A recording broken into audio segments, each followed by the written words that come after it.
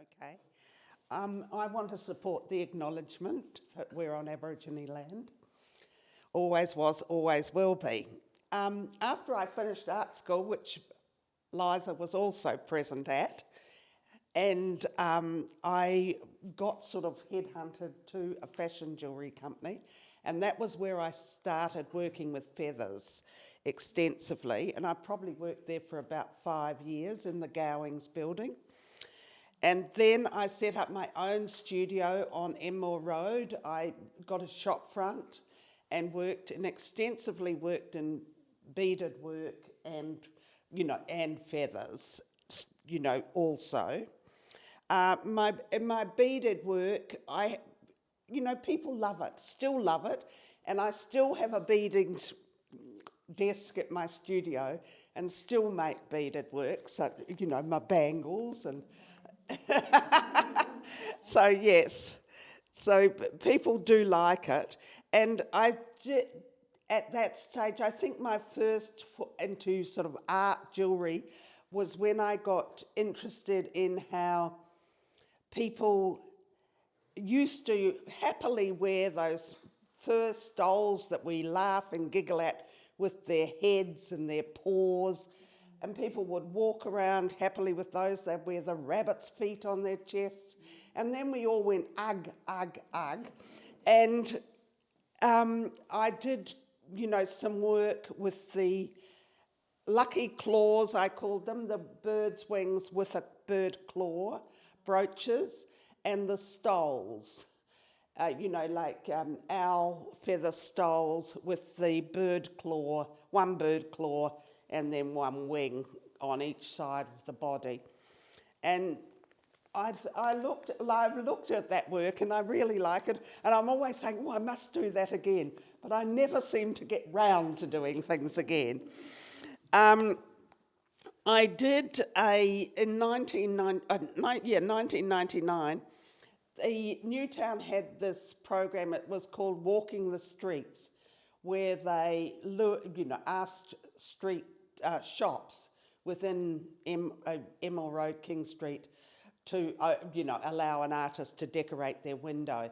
And I did a shoe shop, and so I did a series of shoes, included the beaded Ugg boots lined with feathers, and Antipodean glass slippers.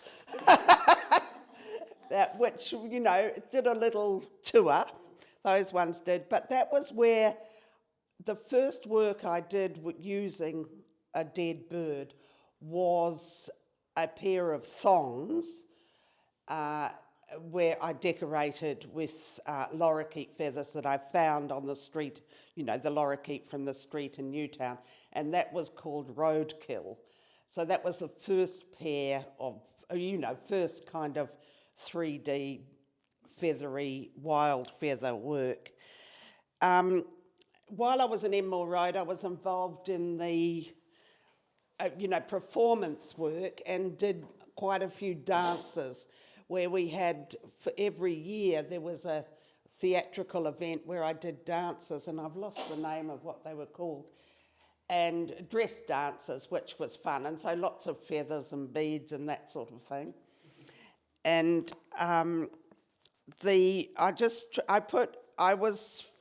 did a solo show at A Space, which used to be on Cleveland Street, and I did that with, beaded jewellery and feathery things, and it was they that started me off with the animals, and their first show of every year for their stable of artists was a dog show, so you had to make a dog. And that was where I did my first feather dog. And well, everybody loved it.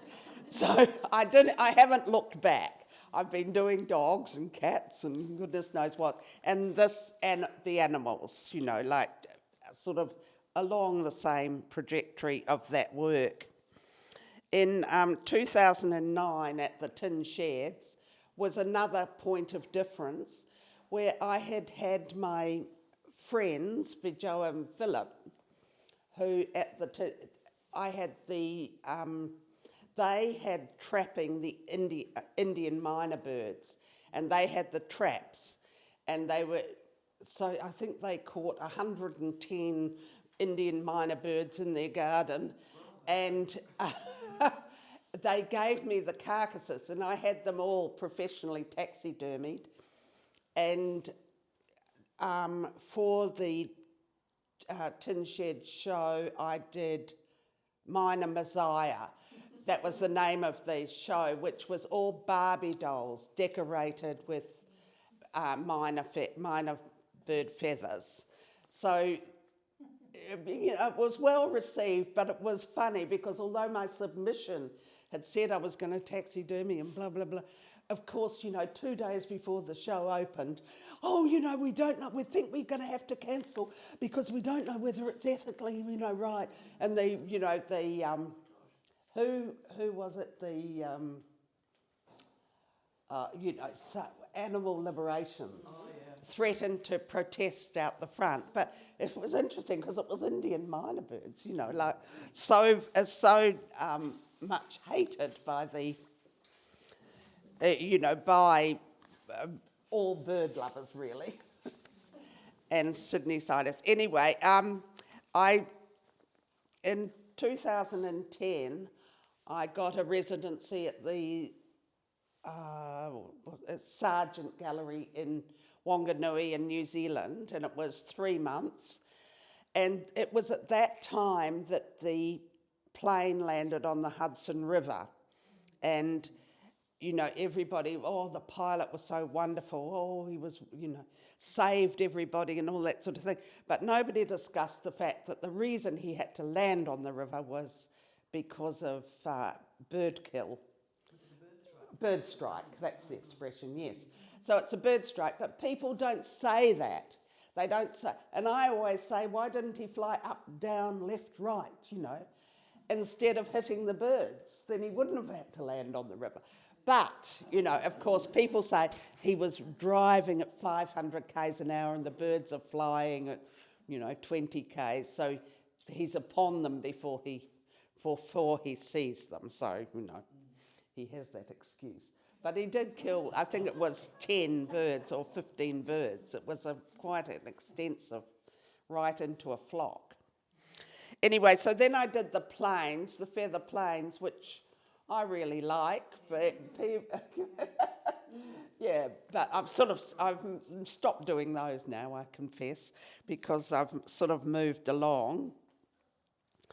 But I did my biggest work there because the Wanganui City Council had rubbish bins the shape of dogs for the dog poo. Yeah. And so the council gave me one, which I feathered. And so that's all, it's almost like it's on permanent show at Wanganui. Because the locals really like it because it's the rubbish bin, and so that was where I did the planes. But yes, the Wanganui Gallery bought one of the squadrons, which was all kingfishers. So 6 birds, a squadron of planes, kingfishers they were. And I'm sort of proceeding.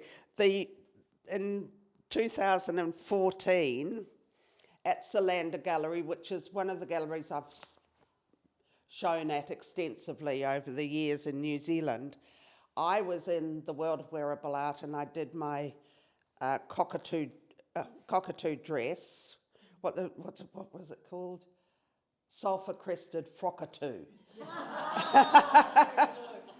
So I won one of the major prizes with that. And at the same time, the Solander Gallery had hats. I did a series of hats for Solander, which, it was a good show. But, you'd think with all those people in Wellington, the gallery said we didn't get really anybody from all the fanfare around the WOW show. So she was kind of disappointed, but, that's the way of things. And in 2017, up here in Paddington, I had another Barbie doll exhibition with Janet Clayton, but that gallery's closed now. But yes, I had a whole lorikeet dress at that show as well. I've still got the lorikeet dress. Anyway, things have gone quiet since COVID. I haven't, I've lost, basically most of the galleries, but I've got a gallery still in Melbourne, but nobody in New Zealand representing me anymore.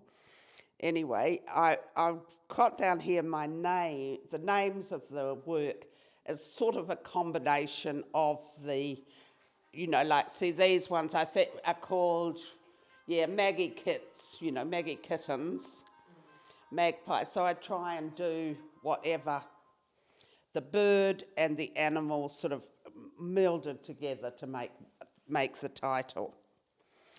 And obviously, my work kind of is inspired a lot by, wanting to protect the fauna and environmental issues and this and that. And what sort of horrifies me is, how, although we have all these warnings and about, how bad the environment is, things keep on going. And to me, the colonisation of the landscape is really important, of the way that roads are just carelessly put everywhere, like ploughing through the landscape, not moving around, as if roads have to be straight. They continue to make them in that sort of way. And, I also think about the high-rise buildings, how they're colonising the skies, how the landscape is lost under the built environment. And, I do remember, when I lived at Concord, when I was at art school, and, we had an Aboriginal friend visiting, and he said, "Oh, look out there, we can see where the stream should be, and we should be looking like that instead of just seeing the road." And so I do try and take that, when I look at the landscape, try and think what it would have been like and how we could try to turn it back to how it was, rather than continually adapting and building and creating, what we have and for our convenience. I also, when I was at art school, I went up to Townsville to the Pacifica Festival, and that was a very big influence on me. The, seeing all the feathers and the way, the dancing, the feathers, it was so wild and such fun. And I always think, the feather work is the Pacifica. Pacifica was all about, that, the nature and the way. And I do like to think that that's where I look at for influence, rather than Europe, rather than, the what we see in the art galleries kind of prior, So I do feel that is where I pull my ideas and energy from, and still do. I do want my work to be playful and fun. I don't want it to be threatening, although I do want it to discuss issues, but that's kind of subtle, because I do think people want joy, and I also want to get joy from my work. I think it is provocative, though. Yes, it is. Yeah, and for this work, for Native Narrative, I limited my creations to the, native birds and native animals. And I have been doing this throughout my career, but I decided to really tighten it down for this show, and especially because it was sort of contained, and I felt, it will bring it together totally. But, jewellery is my roots, and so I do like to work small. I And I find the domestic size more pleasing to me. You very much work with the body. Yes. And I think, I'll interrupt for a minute, but when something is moved from us onto a wall, we are the viewer. But once something, whatever artwork it is or whatever, there's something very powerful about the use of the body and something very misunderstood. It's why when you use the word you're a jeweller, I resist using that word in the gallery because people automatically brain snap over to Goldmark. Yes. And so it's not what you're talking about when you're talking about the object on the body and wearable art. So, yeah. Oh, yes. Anyway, I do think that, and I want to, in conclusion, sort of thank Liza and Marilyn for including me in their group. Oh, it's been a pleasure. Okay. Oh, thank you, Emma. I hope that I'm wondering whether it was long enough. Oh.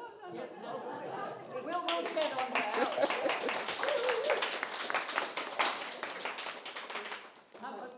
Yes, there's probably lots of questions.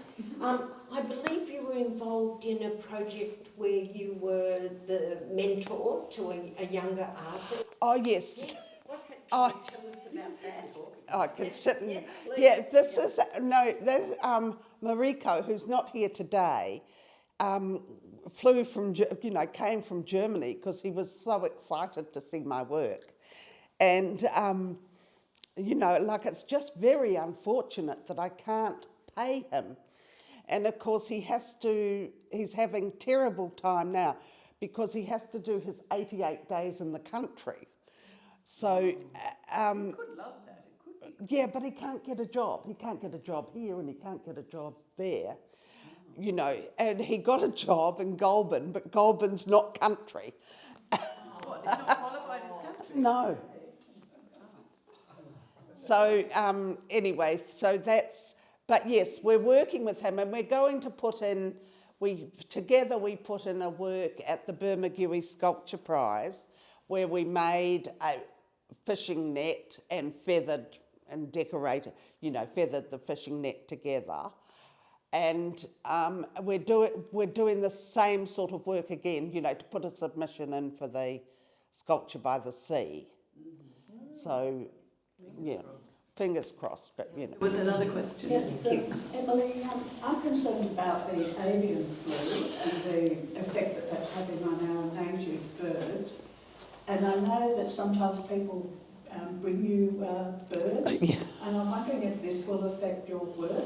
Yes, well, I'm worried about that, and I sort of think, well, if the worst comes to the worst, I can buy commercial feathers, go back to buying commercial feathers if there's no source. I don't know how it's going to affect, but, obviously worrying. And I went to my wires meeting this week because I wanted to hear, how it was, what they're doing and how so keeping up to the mark with them. But yes, I don't know what'll happen. It kind of takes a bit of the joy out of it. Yes.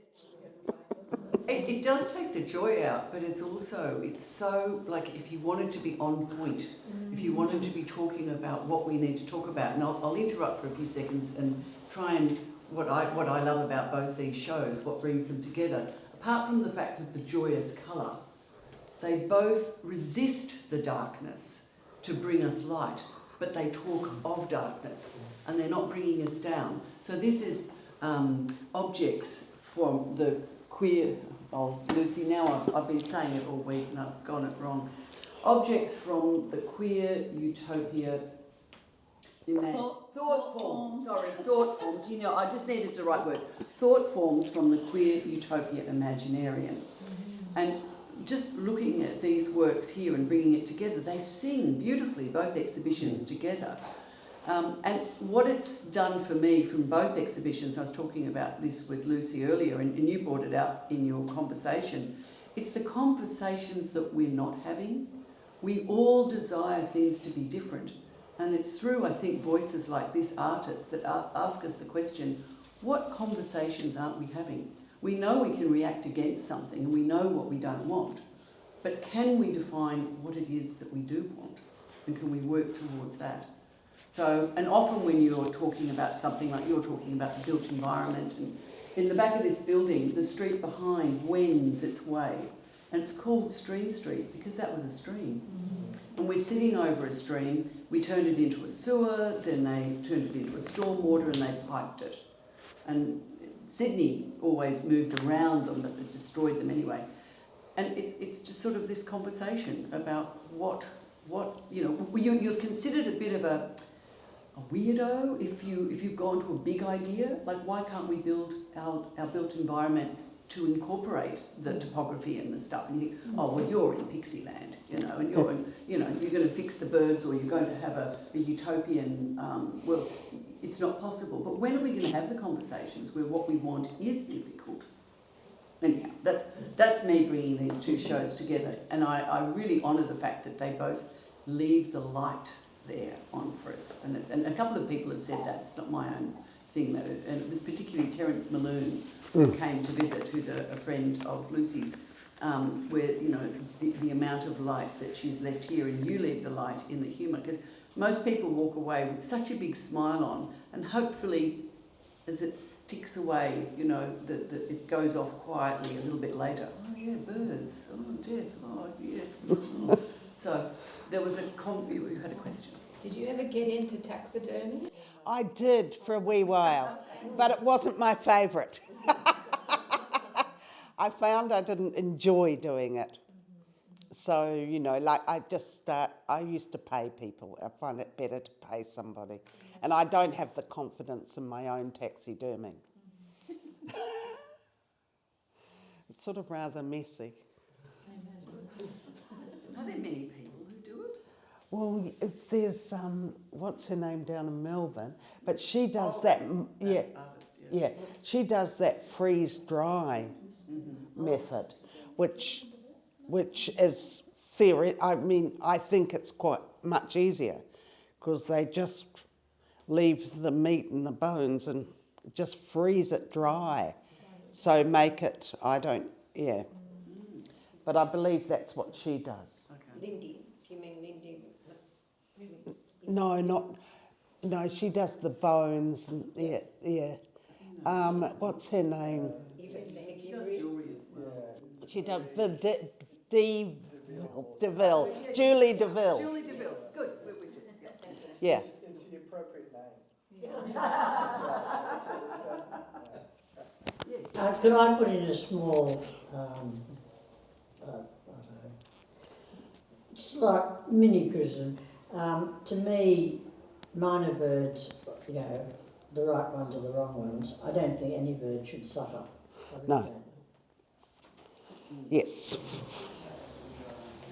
When I see your sculptures and it's the mix of like two familiar things, the feathers and the colours, but then the shape is something else, it's kind of like you're creating these new mythological characters, like out of some Nordic story. Yes. Do you ever, like, as you're creating your work, do you ever kind of think of new characters or stories or personalities as you're working on it? Well, I used to, particularly when I was with the dogs, but I seem to have faded.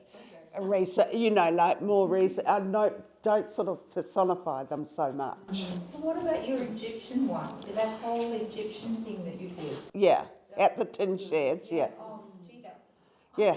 I've got like 2 of your airplanes. I've got Yeah. so much of your jewellery. I think you're a genius. Thank you.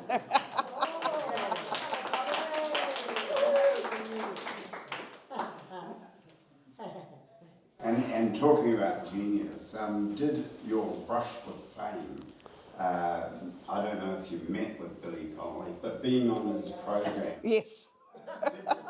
did that help spread the word about you? No, I've still got that piece. For the world of wearable art, after I won the bra in 2004, having been at the World of Wearable Art, and I thought, half these things are costume, they're not art. And so I thought, self-portrait's the classic So I did, for the next year, I did self-portraits of breasts. So I did, my bosoms, like all beaded and feathered and in a way quite minimal. And they had it at the museum, although they didn't buy it. They had it for a year at the museum. And that was when Billy, in New Zealand. So Billy Connolly was doing the tour of the museum, and he went, "This is the best piece."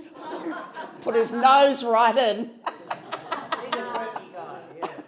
So it was all on the telly, yes. But yes, so for the World of Wearable Art next year, I keep on, but I was going to do it this year, but I sort of ran out of time. But next year I thought I would do the whole suit, self-portrait in the nude.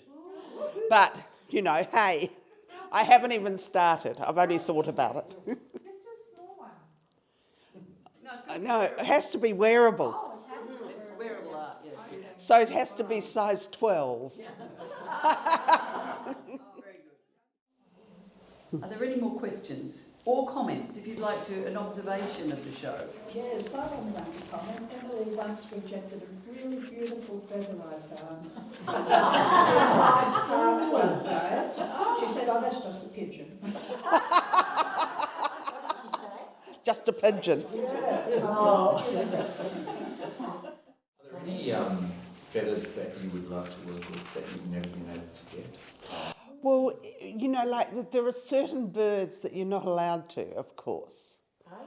Yes. I've only got permission to use, from sort of common indigenous birds. So it's sort of like, a lot of those are princess parrots, which come from, my friend has the caged birds. And I often wonder whether, if I had a whole carcass of a princess parrot, I would be allowed to use that. It's there are about probably 20 species that you're allowed to use, and sort of many that you're not. Well, it's New South Wales government has Like this. using ivory, if we created a market for it, there'd be someone going out Yeah. and getting them for you. Yes. Yeah, so it's just they have a list, and I'm sort of allowed to do the first list.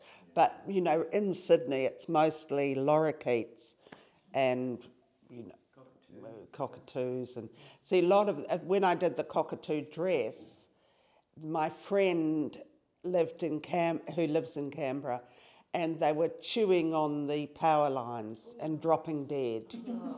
So she was finding them every day for, because they sort of follow each other's habits. Like I live near the Broadway shopping centre, and the signage is polystyrene, and the cockatoos just bite it. And you're walking down the road and you think, God, it's snowing, what's happening? And it's the cockatoos chewing the polystyrene. Don't know what it is about them chewing. Oh, they're just cheeky. Yeah, I mean, they think they're horticultural, wizards, and they go and prune the trees for us. We've got some architraves in this building, and when we did the renovation, the guy said, "Oh, it's much cheaper, we'll put polystyrene." And I said, "That's fine. You guarantee it, and when the cockatoos come, you get to replace it." "Oh, okay, we'll put the plaster ones in." Do they eat it? Yes. Oh, They don't really eat it, they just spit it out.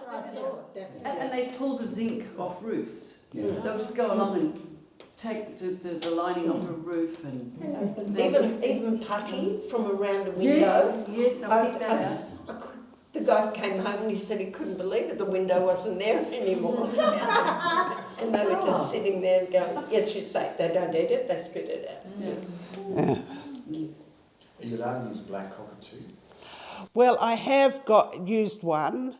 I don't know really. I have used one in the past. Somebody gave me. Can't remember where I got it from. I had a bird crash into a window. It was a red-rumped parrot, and I told Emily, and she told me that I was to wrap it in paper, and then wrap it in Glad wrap, and then put it in the freezer. I'm telling you that because if you do happen to have one, you can use us as a conduit. We'll get it to Emily. I did hear something very sad about birds today. There was a client who came in and he was from Tasmania, and they were doing some big retrospective on Lola Greeno. Yeah. And he said she was upset that she never thought in her lifetime, because of the loss of the kelp forests, the shells are disappearing, the shapes are deforming. But she had made a whole piece based on the eagles, because they crash into things, and she would have had permission, but she said even that, you know, it was all just for her, in her lifetime it was diminishing. Yes. Well, I'm reading the book about the salmon, evils of the salmon farming, and they're just saying that, about the loss of them. It was the warming of the oceans that was affecting them. Bruny Island, the guy came from around Bruny Island, and he said he grew up with kelp forests all the way around it. There are none. There are none. Okay. That's the dark side. We're going to go back to the light side, which is a bit, And talking a bit about the bright and dark side of things, but just thinking about how, Emily, you might have come in for a bit of criticism for using birds, except being a fellow New Zealander, in our country, in our society, the Maori culture holds bird feathers in high spiritual regard and respect, and in fact they make a lot of ceremonial cloaks out of bird feathers, and it's seen as a major, still is right to this day, seen as a major way of acknowledging not just human status, but also spiritual and God's status too. So Emily, I was just wondering whether or not that influenced you. No, I haven't read, no, because that was sort of, I got here when I was about 20, so I was sort of, you know how as a teenager you're a bit ignorant.